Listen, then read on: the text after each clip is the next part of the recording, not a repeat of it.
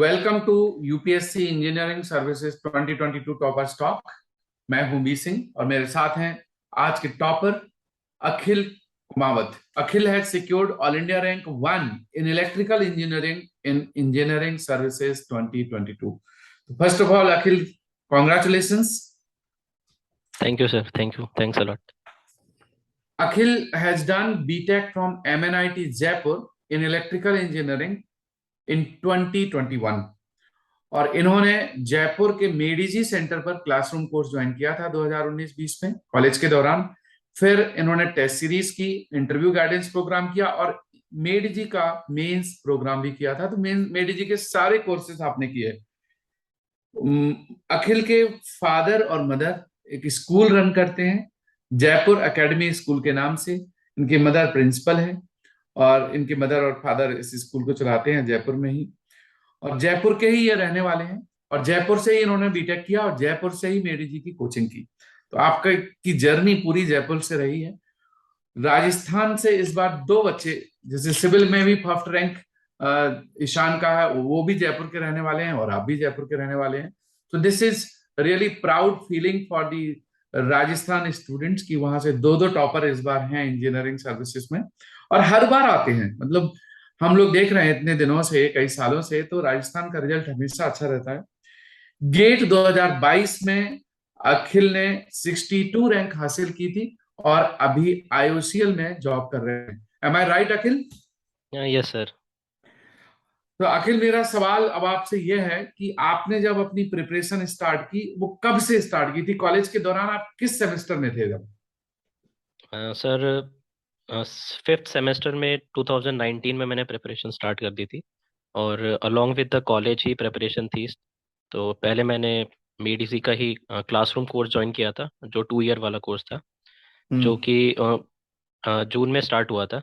Then फिर after Covid सब कुछ ऑनलाइन शिफ्ट हो गया था। तो उस कोविड के बाद से जब सब ऑनलाइन शिफ्ट हुआ, देन प्रिपरेशन में थोड़ा स्पीड अप हुआ। तो उसके बाद तो फिर गेट एग्जाम और ईएससी एग्जाम मेरा दोनों का टारगेट था from from the very starting.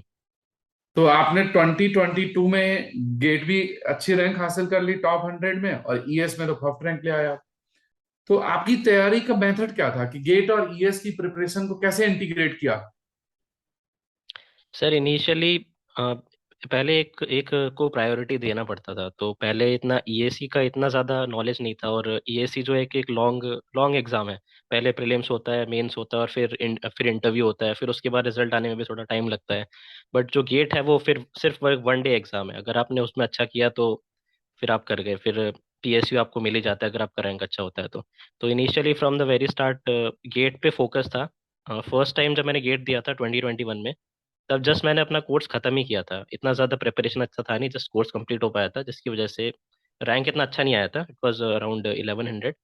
Then फिर जो ईएससी था 2021 का, वो शिफ्ट हो गया था, वो डिले हो गया था थोड़ा।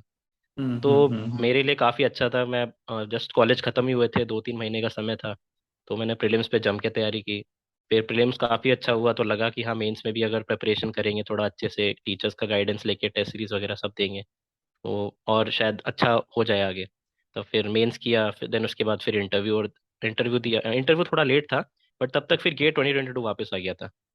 तो गेट अच्छा। 22 में ऐसा हुआ कि जो मेंस का जो प्रैक्टिस था मेरा, वो काफ़ी हम्म। ज़्यादा वर्क कर गया। मतलब जो मेंस का सारा प्रैक्टिस था वो मेरा गेट में काम आ गया। गेट में मैंने 2022 में इतना ज़्यादा पढ़ाई नहीं किया था, बट मैं प्रैक्टिस डेली करता था, अराउंड 8 to 9 आवर्स, और टेस्ट सीरीज काफ़ी देता था।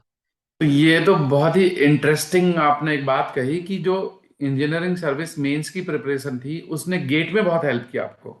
हाँ सर। कॉन्सेप्ट आपके क्लियर हो गए होंगे, कन्वेंशनल प्रैक्टिस करते करते आपके कॉन्सेप्ट एकदम ग्रिप में आ गए होंगे। हाँ सर, जो गेट के थोड़े लेंदी क्वेश्चंस होते हैं उनसे डर नहीं लगता था फिर।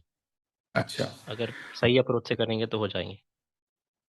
बहुत सारे स्टूडेंट्स कंफ्यूजन में रहते हैं कि उनको गेट पर फोकस करना चाहिए या ईएस पर, या दोनों को एक साथ। आप क्या सजेस्ट करेंगे स्टूडेंट्स को? सर, अगर कोई भी स्टूडेंट के पास अगर उसको लगता है कि हाँ, वो 2-3 साल डिवोट कर सकता है स्टडीज में, बिना किसी भी आउटसाइड प्रेशर के, तो मैं तो कहूँगा कि दोनों को देना ही बहुत सही रहेगा। कि एक एग्जाम हो सकता है कि आपको दूसरे एग्जाम में हेल्प कर दे, तो कोई ज़रूरी नहीं है कि आप एक ही का प्रिपरेशन करें। अगर कर सकते हैं तो मैं तो सजेस्ट करूंगा कि दोनों का करें। और लेकिन अगर आपके पास टाइम कम है, क्योंकि कई बार ऐसा होता है कि कुछ लोग जॉब छोड़ के फिर तैयारी करने आते हैं, तब फिर उनके लिए थोड़ा और मुश्किल हो जाता है, जो 2-3 साल जो है प्रॉपर पूरे उसको डिवोट करना।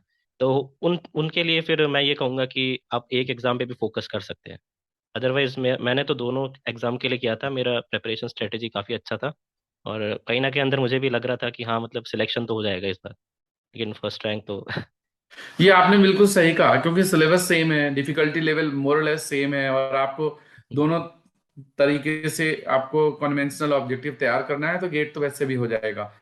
और या गेट की तैयारी अच्छे से करते हैं तो ईएस में भी दिक्कत नहीं है। तो this is approach can be possible, combined approach is possible.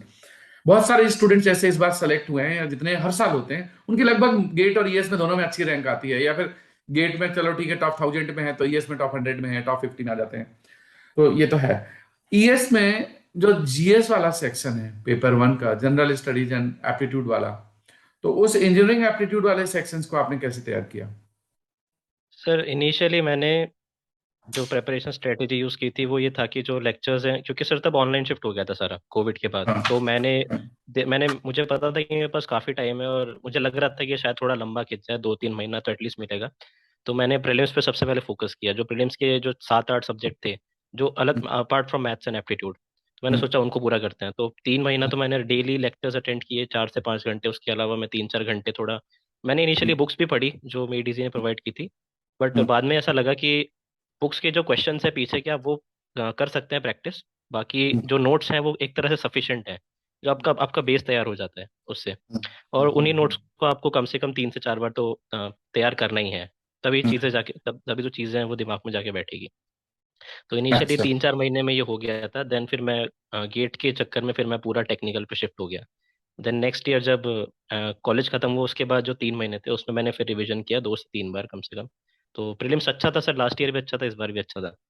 तो इलेक्ट्रिकल इंजीनियरिंग के जो टेक्निकल सब्जेक्ट्स हैं उनमें मेजर सब्जेक्ट्स क्या हैं कि स्टूडेंट को सबसे ज्यादा स्कोरिंग हो, जिसमें एफर्ट कम एफर्ट करके ज्यादा स्कोर किया जा सके, ऐसे कौन से सब्जेक्ट्स हैं?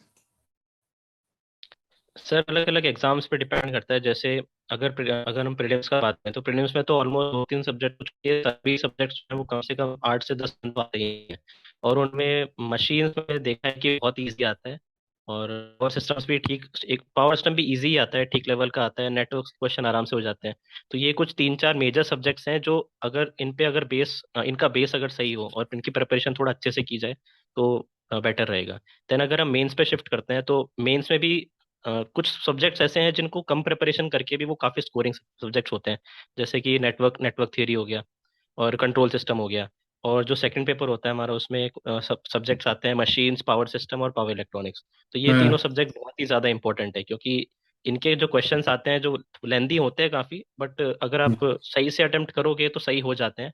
अदरवाइज आपको ये क्वेश्चंस पे दिक्कत हो सकती है, जो मैंने लास्ट टाइम थोड़ा फेस किया था। इस बार दिक्कत नहीं है। मेडी जी के कुछ टीचर्स के नाम याद हैं? 2-3 साल का गैप हो गया। हाँ सर बिल्कुल याद है सर। किरण सर थे सर, नेटवर्क्स पढ़ाते थे। और मशीन्स में मुरली सर थे, भूपेंद्र सर थे। और एनालॉग में अडाडा सर थे, राजकुमार सर। वो भी काफ़ी बढ़िया पढ़ाया था उन्होंने भी। वैसे तो आपको रिसेंटली भी आपने मेंस के लिए पढ़ा है या इंटरव्यू के लिए, तो उनकी क्लासेस तो की होंगी सर अभी।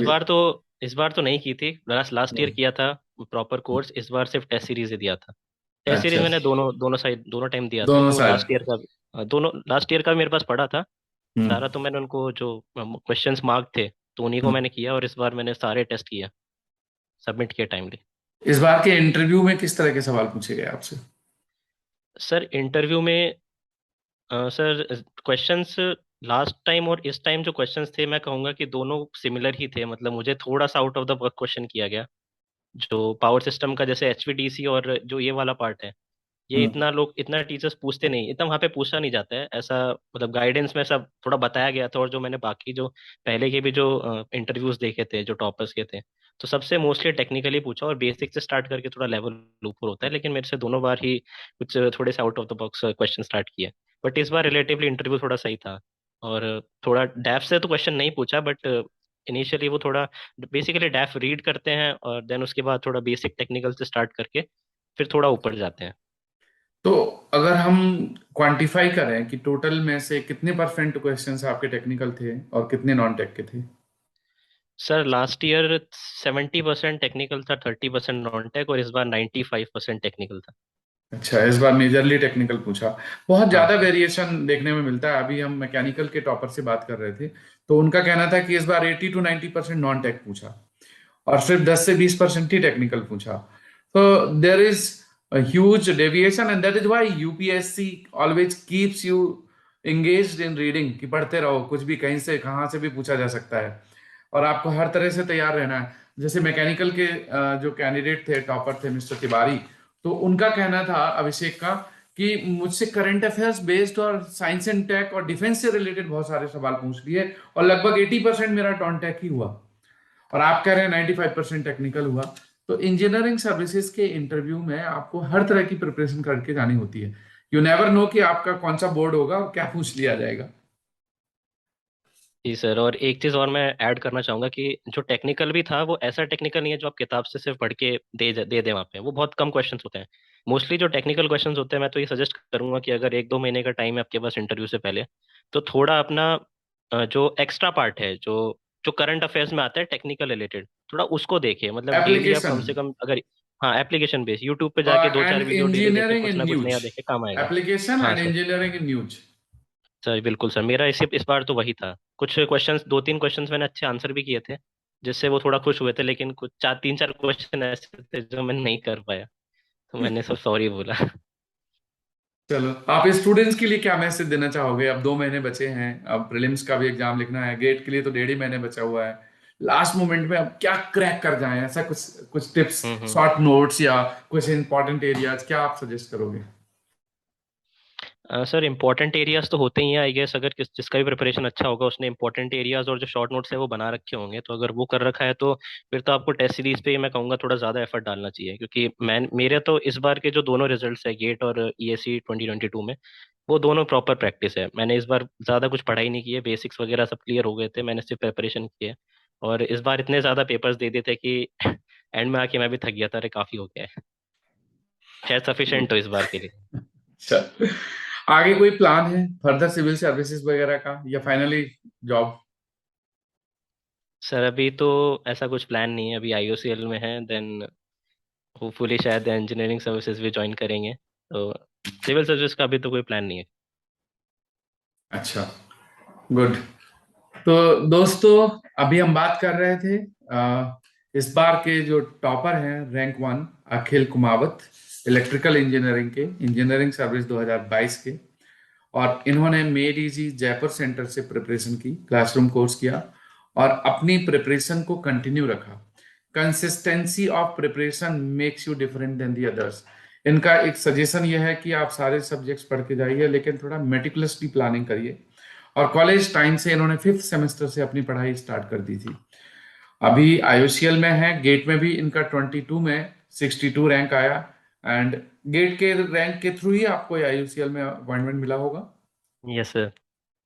तो गेट के थ्रू इनका आईओसीएल में सिलेक्शन हुआ और अब आईईएस में फर्स्ट रैंक है। तो once again Akhil, congratulation to you और आपकी पूरी फैमिली को बहुत बहुत शुभकामनाएं।